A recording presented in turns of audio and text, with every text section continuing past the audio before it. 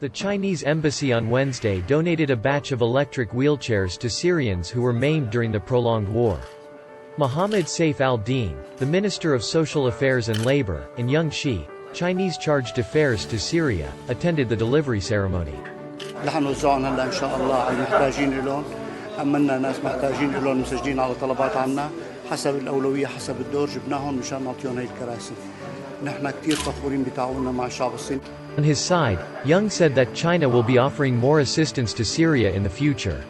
مشاعر الصين تجاه الشعب السوري صادقة وقوية كصديق واجبنا، وإن شاء الله في المستقبل سنقدم أكثر مساعدات للشعب السوري. Since the onset of the Syrian crisis in 2011, China has been providing humanitarian aid to the Syrian people, including food and medical supplies.